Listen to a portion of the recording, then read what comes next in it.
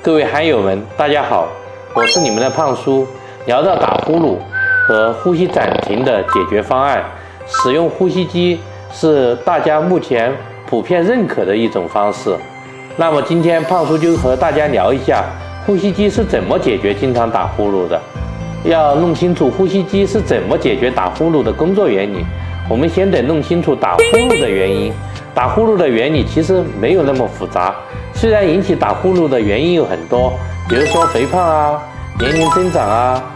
咽腔狭窄啊、扁桃体腺体肥大啊等等，这些因素都会是引起打呼噜的一个起因。因为这些起因导致睡眠状态下上呼吸道发生了堵塞和塌陷，从而导致我们打呼噜，这个就是打呼噜的一个源头。我现在给大家看一个视频，大家就可能会更清楚一点。其实所有的打呼噜与呼吸暂停就像视频那样，是因为夜间睡眠以后上呼吸道发生了塌陷，导致呼吸道变得狭窄，严重的堵塞呼吸。比如说打呼噜是因为气流通过狭窄的呼吸道引发震动而产生的声音，而呼吸暂停就是上呼吸道被软组织完全堵塞住了。至于为什么上呼吸道会发生塌陷，这边我就不细细讲解了。当我们知道打呼噜与呼吸道塌陷有着直接的关系，